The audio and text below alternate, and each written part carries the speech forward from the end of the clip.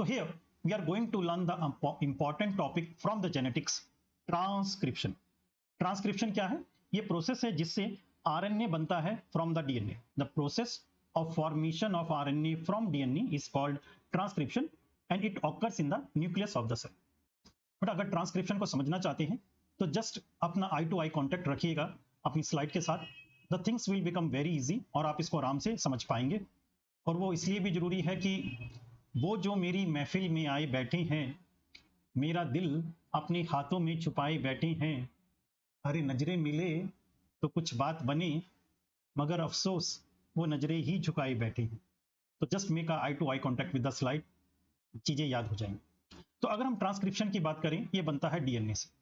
तो इसमें डीएनए के दो स्ट्रैंड, एक है जी 5 प्राइम टू 3 प्राइम, जिसको हम कहते हैं कोडिंग डीएनए स्ट्रैंड. क्यों? क्योंकि it's codes the messenger RNA.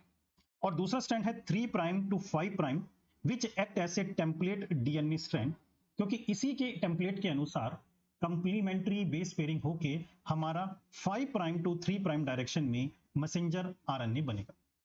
Please remember कि कोई भी जेनेटिक मटेरियल वी सिंथेसाइज और read in 5 prime to 3 prime direction.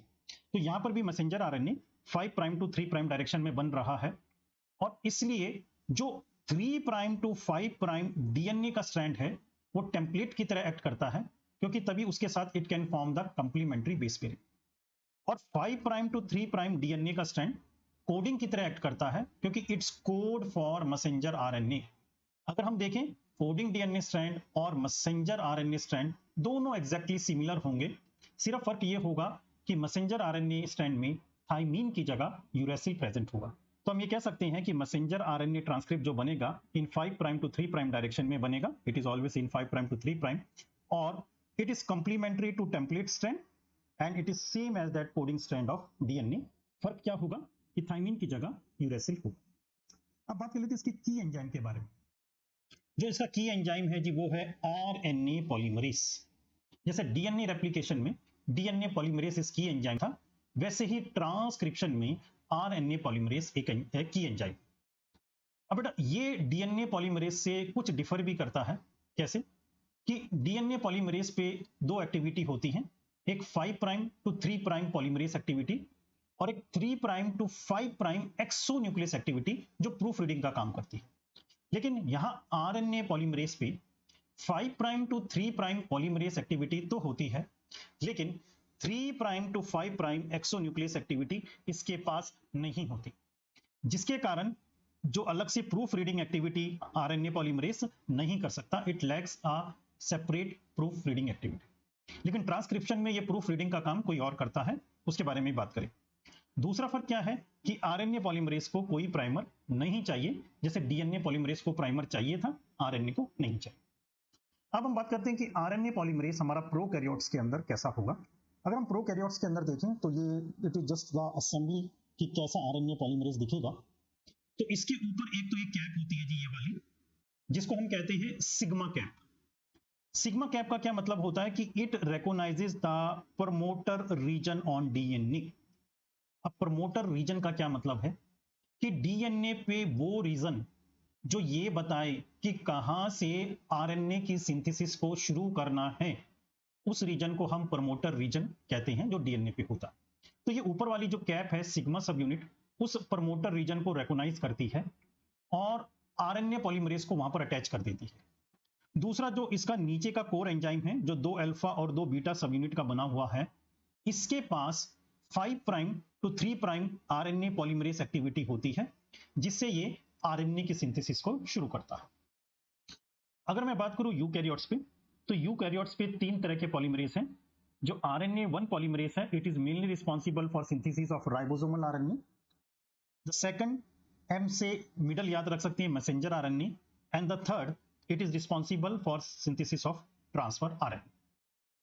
Also बेटा यहां पर हम एक प्रॉपर्टी याद करेंगे कि सेंसिटिविटी टू अल्फा मानिटिन, ये कंपोनेंट है जो कुछ मशरूम पॉइजन के अंदर मिलता है, मतलब जो mushroom which are poisonous in nature, उसके अंदर ये मिलता है. तो ये प्लीज रिमेंबर कि जो टाइप 1 पॉलीमरेज है इट इज इनसेंसिटिव, कि उस पे अमानिटिन का कोई असर नहीं है. लेकिन जो टाइप 2 है messenger RNA, it is highly sensitive and type 3 is intermediate इसके बीच. तो ये आप याद रख सकते हैं. अब हम शुरू करते हैं ट्रांसक्रिप्शन।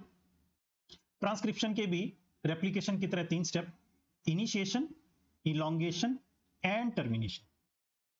लेकिन जब ये मैसेंजर आरएनए बन जाता है तो बनने के बाद उसको फंक्शनल मैच्योर आरएनए बनाने के लिए उसमें ट्रांसक्रिप्शन के बाद भी कुछ चेंजेस होते हैं जिसको हम कहते हैं पोस्ट ट्रांसक्रिप्शनल प्रोसेसिंग, वो भी हम देखेंगे।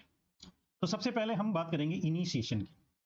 अब इनिशिएशन में क्या काम है कि हमें आरएनए पॉलीमरेज को प्रमोटर रीजन ऑफ डीएनए पे लगाना है। बड़ा सिंपल सा काम है कि आरएनए पॉलीमरेज को हमें जो प्रमोटर रीजन है उसके ऊपर जाके लगाना है। ठीक है, तो अब पहले हम बात कर लेते हैं कि ये प्रमोटर रीजन क्या चीज है, थोड़ा सा इसके बारे में डिटेल में बात करें। प्रमोटर रीजन एक कंजर्व सीक्वेंस है in the coding strand that specify the initiation point of transcription. आप ये समझिए कि जो ये प्रमोटर रीजन है बेसिकली ये एक स्पेसिफिक सीक्वेंस है जो हमारे 5 prime to 3 prime coding strand के ऊपर प्रेजेंट है, और ये बताएगा कि जो नीचे वाला 3 prime to 5 prime template strand है वहां पर किस जगह से ट्रांसक्रिप्शन को स्टार्ट करना है। तो आप ये देखिए इस डायग्राम में, ये ऊपर जो रेड कलर में 5 प्राइम टू 3 प्राइम है ये आपका कोडिंग डीएनए स्ट्रैंड है, और नीचे ये 3 प्राइम टू 5 प्राइम है ये आपका टेम्पलेट डीएनए स्ट्रैंड है। अगर हम जेनेटिक्स में बात करें तो पहले हम ये देखेंगे कि इसके अंदर 2 शब्द आते हैं, अपस्ट्रीम एंड डाउनस्ट्रीम। मतलब क्या है कि जो ये मैसेंजर आरएनए बन रहा है इन 5 प्राइम टू 3 प्राइम डायरेक्शन, तो जो 3 प्राइम की तरफ होगा उसको हम डाउनस्ट्रीम कहेंगे, और जो 5 प्राइम की तरफ होगा इसको हम अपस्ट्रीम कहेंगे। अगर हम वैसे लेमन में बात करें तो डाउनस्ट्रीम होता है कि जिस डायरेक्शन में रिवर फ्लो कर रही है उसी डायरेक्शन में जाना, तो डाउनस्ट्रीम मतलब रिवर ऊपर से आई और नीचे चली गई, it flow from upstream to downstream, इसको हम कहते हैं। अगर प्रमोटर रीजन, मैंने कहा कि ये वो रीजन है डीएनए स्टैंड पे जो ये बताए कि हमें कहां से ये ट्रांसक्रिप्शन शुरू करनी है, तो बेसिकली ये प्रमोटर रीजन एक स्मॉल बॉक्स होते हैं। जैसे पहला बॉक्स है प्रिग्नो बॉक्स और लिखा हुआ है जी it is about 10 base pair upstream. तो आप ये देखिए कि यहां पर एक स्पेसिफिक पॉइंट बना रखा है जी, ये पॉइंट है जी आपका initiation point, this point is the initiation point. तो मतलब क्या है कि यहां से मुझे ट्रांसक्रिप्शन की 5 प्राइम टू 3 प्राइम डायरेक्शन में इनिशिएट करना है, तो इसको हमने नाम दिया है Pribnow box. About 10 base pair upstream का क्या मतलब है कि ये इनिशिएशन पॉइंट से पीछे अगर मैं जाऊं तो लगभग 10 बेस पेयर पीछे प्रेजेंट होगा, मतलब ये इनिशिएशन पॉइंट से लगभग 10 बेस पेयर पीछे प्रेजेंट होगा, और इसके पास एक हमेशा अपना कंजर्व सीक्वेंस रहेगा, वो सीक्वेंस है TATA80। The sequence is TATA80, ये इसका कंजर्व सीक्वेंस है। ऐसे ही प्रोकैरियोट्स में एक और प्रमोटर रीजन होता है जिसको हम TGG बॉक्स कहते हैं। It is about 35 base pair upstream, मतलब ये इनिशिएशन बॉक्स से, इनिशिएशन पॉइंट से 35 बेस पेयर पीछे होता है, और इसमें जो इसका कंजर्व सीक्वेंस है वो है TGTTGAC। तो ये अगर डायग्राम में देखें तो ये दोनों आपका प्रमोटर रीजन है, और ये बता रहा है जी इनिशिएशन पॉइंट कहां से हमें शुरू करना है, और यहीं से जी आपका 5 प्राइम टू 3 प्राइम में ये मैसेंजर आरएनए ट्रांसक्रिप्ट बनना शुरू हो गया। अगर हम यूकैरियोट्स की बात करें तो यूकैरियोट्स में जस्ट टू रिमेंबर कि देयर आर 5 प्रमोटर रीजन। कौन कौन से 5 प्रमोटर रीजन है? ये इसके अंदर इनिशिएशन पॉइंट आपका ये वाला है जी, यहां से इनिशिएशन हो रहा है। तो पहला है -25 रीजन, मतलब 25 बेस पेयर पीछे, जिसका नाम हमने टाटा बॉक्स या गोलबर्ग हॉगनेस बॉक्स भी दिया है, और इसमें कंजर्व सीक्वेंस टाटा जी, जो टाटा हम करते हैं वो याद रख सकते हैं, TATA सीक्वेंस होता है। दूसरा है जी आपका कैट बॉक्स, बिल्ली की पूंछ थोड़ी बड़ी हो गई जी, तो it is around 75 base pair upstream, मतलब इनिशिएशन पॉइंट से 75 बेस पेयर पीछे होता है, और इसमें कंजर्व सीक्वेंस होता है CAAT। और जो तीसरा है इज कॉल्ड GC बॉक्स, जो -100 बेस पेयर, मतलब 100 बेस पेयर पीछे होता है, and it is called GC box इसमें होता है। अगर बात करें और प्रमोटर की तो एक प्रमोटर है जी जिसको INR कहते हैं, इनिशिएटर सीक्वेंस। ये इसलिए कहा गया है क्योंकि ये प्रमोटर रीजन इनिशिएशन पॉइंट के पास ही प्रेजेंट रहता है, and it is -3 to +5, minus initiation point से 3 बेस पेयर तो पीछे होगा और 5 बेस पेयर आगे होगा, मतलब 3 base pair towards the upstream and 5 base pair towards the downstream. क्योंकि ये इनिशिएटर रीजन पे लोकेटेड है इसलिए सीक्वेंस का नाम है इनिशिएटर सीक्वेंस। और एक है आपका विच is called down stream promoter element, क्योंकि ये पूरा का पूरा sequence it is located in the down stream and it is +25, मतलब ये 25 बेस पेयर आगे डाउन स्ट्रीम की तरफ होगा। और इसका एक एक्सेप्शन ही बनता है कि ये एक ऐसा प्रमोटर रीजन है जो खुद ट्रांसक्रिप्शन का भी हिस्सा बनता है, क्योंकि it is only that which is present in the transcription part. तो आप ये याद रख सकते हैं कि प्रोकैरियोट्स में दो प्रमोटर रीजन होते हैं, प्रिब्नो बॉक्स और टीजीजी बॉक्स, जबकि यूकैरियोट्स में 5 प्रमोटर रीजन होते हैं, TATA box, CAAT box, GC box, initiator sequence and DPE downstream promoter element.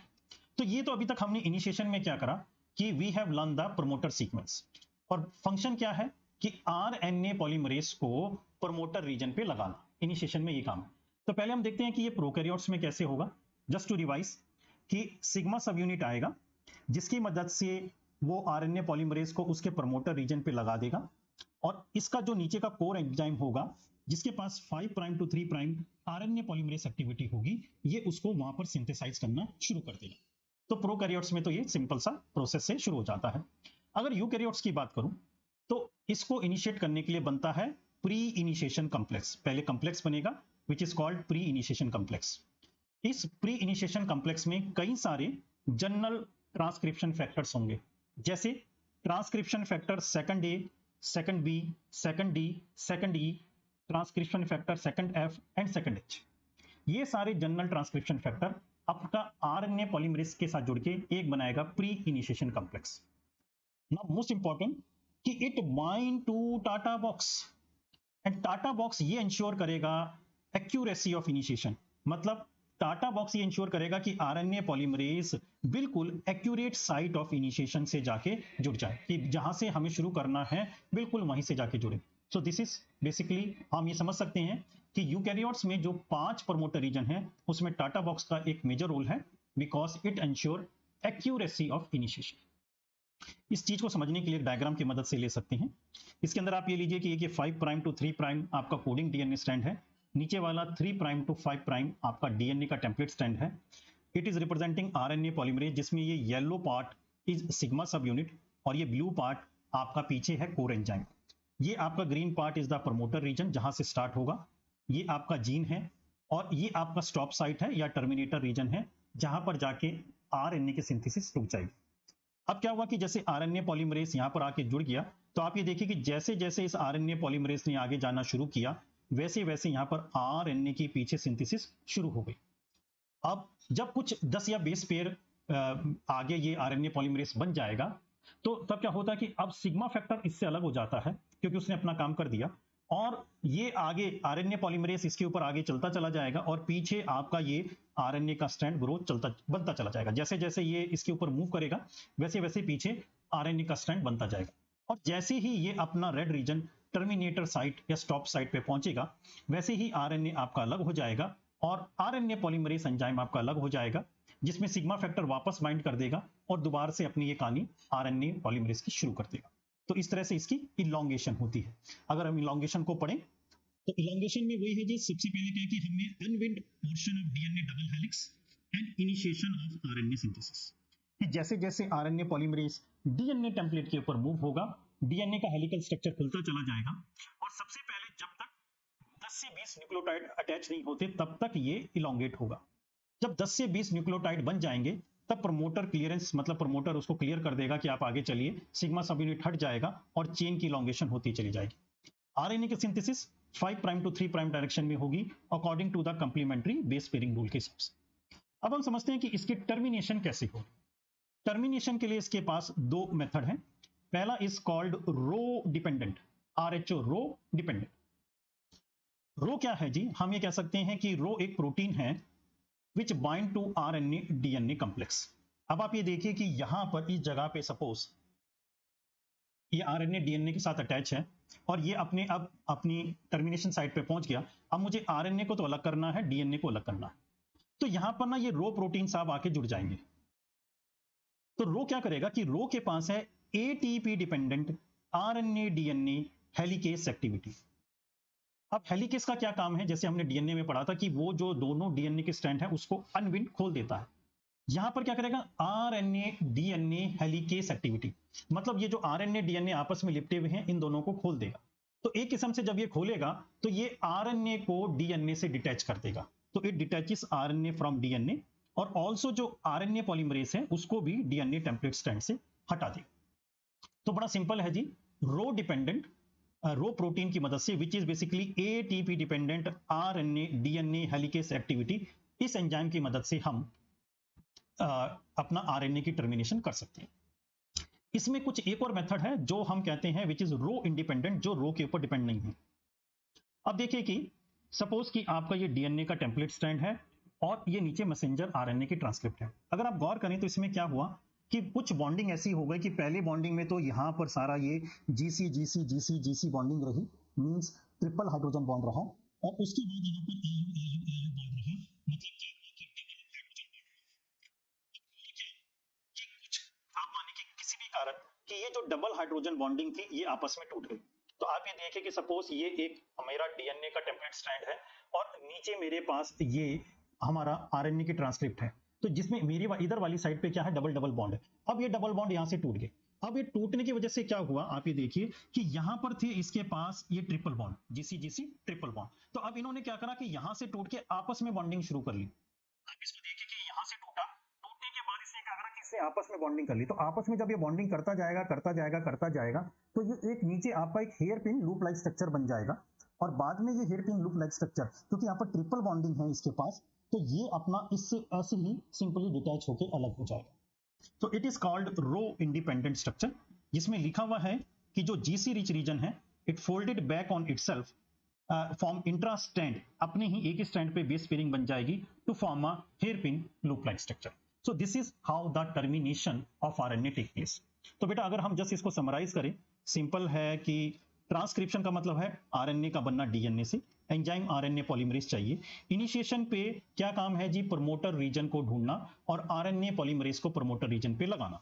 तो प्रोकैरियोट्स में तो बड़ा सिंपल है कि sigma sub unit promoter region को रिकॉग्नाइज करेगा और कोर एंजाइम वहां पर अपना लग जाएगा, लेकिन यूकैरियोट्स में प्री इनिशिएशन कॉम्प्लेक्स बनेगा और टाटा बॉक्स की मदद से, जो एक प्रमोटर रीजन है, ये बताएगा बिल्कुल एक्यूरेट साइट कि कहां से आपको इनिशिएशन स्टार्ट करना है। उसके बाद बड़ा सिंपल प्रोसेस है कि जैसे जैसे RNA polymerase enzyme template strand के ऊपर बढ़ता चला जाएगा वैसे वैसे ही आरएनए बनता चला जाएगा, और जैसे उसको टर्मिनेशन साइट मिलेगी आरएनए बनना रुक जाएगा। टर्मिनेशन आपका rho dependent which is ATP dependent RNA DNA helicase activity होती है, उससे से भी ये अलग हो सकता है, या hairpin loop like structure which is rho independent, उससे भी ये टर्मिनेट हो सकता है।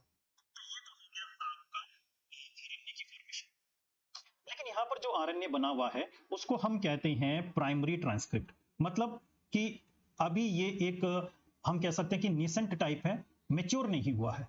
तो हमें इसमें क्या करना पड़ेगा कि वी प्राइमरी ट्रांसक्रिप्ट में हमें कुछ इसमें स्पेसिफिक अल्टरेशन करनी पड़ेगी जिससे कि ये एक फंक्शनल फॉर्म में कन्वर्ट हो जाए या मेच्योर मैसेंजर आरएनए में कन्वर्ट हो जाए। तो उसको हम कहते हैं पोस्ट ट्रांसक्रिप्शनल प्रोसेसिंग या आरएनए प्रोसेसिंग। जब वही देखते हैं तो इसमें लिखा है कि यूकैरियोट्स में जो हमारा प्राइमरी ट्रांसक्रिप्ट बनता है मैसेंजर आरएनए का, it is basically messenger RNA जिसको हम एचएनआरएनए कहते हैं। तो इट अंडरगोस एक्सटेंसिव मॉडिफिकेशन जिससे ये फंक्शनल मैसेंजर आरएनए में कन्वर्ट हो जाता है। अब मॉडिफिकेशन करें तो प्लीज रिमेंबर कि इसमें तीन तरह की मॉडिफिकेशन देखने को मिलती है। ये आपके सामने एक मैसेंजर आरएनए है, हेटेरोन्यूक्लियस इनिशियल आरएनए। तो आप ये देखिए कि इसका एक 5 प्राइम एंड है, एक 3 प्राइम एंड है। तो 5 प्राइम एंड पे तो ये जी की कैप लग गई बेसिकली। तो 5 प्राइम एंड पे एक कैप लग जाती है and which is cap of 7 methyl guanosine triphosphate. 7 methyl guanosine triphosphate की यहां पर कैप लग जाती है। ये कैप क्यों लगती है, इसका क्या फंक्शन है कि जैसे ही ये genetic material heterogeneous messenger RNA body में बनता है तो बॉडी रिकॉग्नाइज करती है कि कोई फॉरेन जेनेटिक मटेरियल बॉडी में बन गया है और तुरंत वो इसको खत्म करने के लिए एंजाइम भेजती है।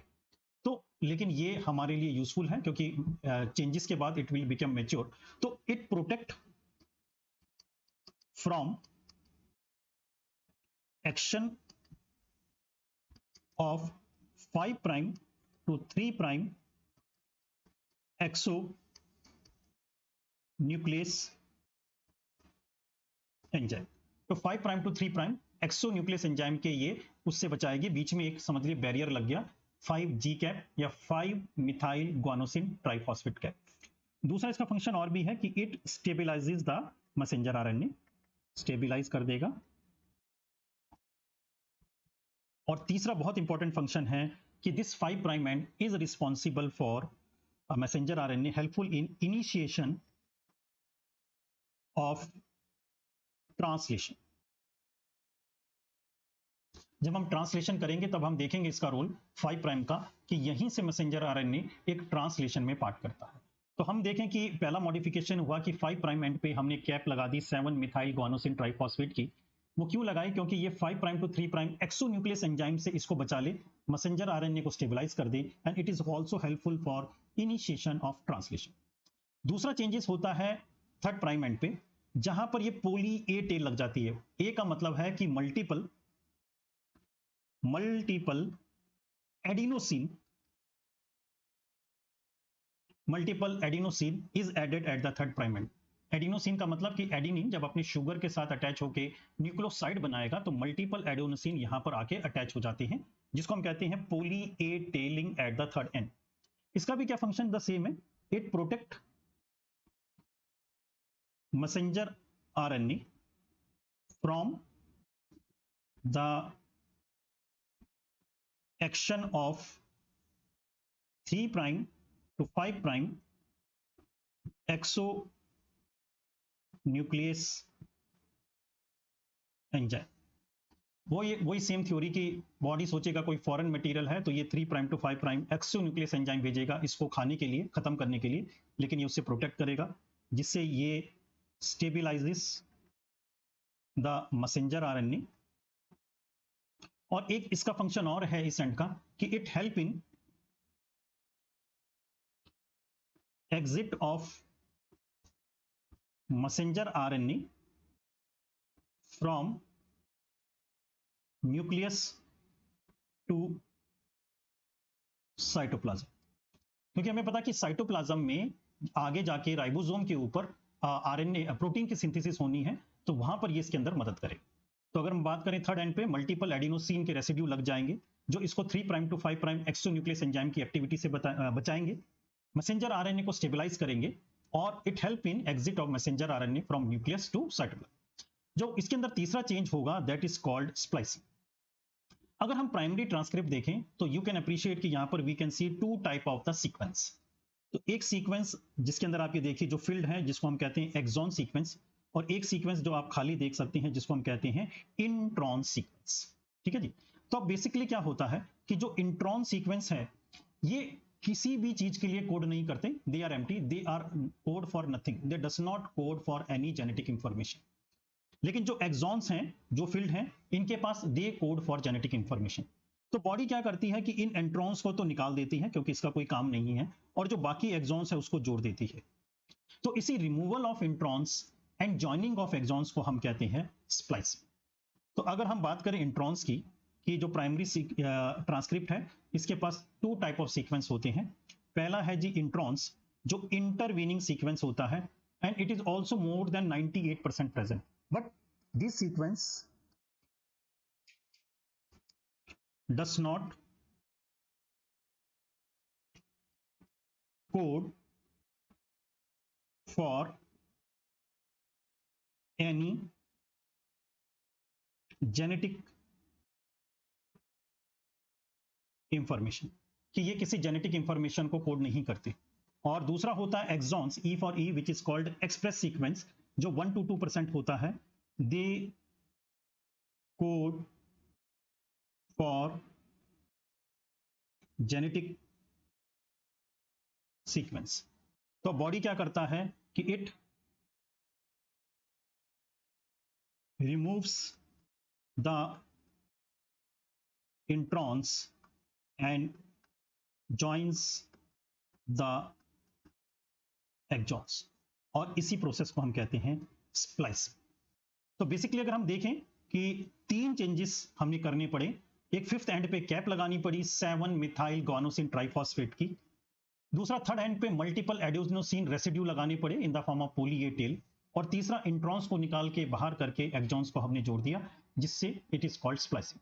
तो now your messenger RNA is become fully mature functional messenger RNA जो काम कर सकता है।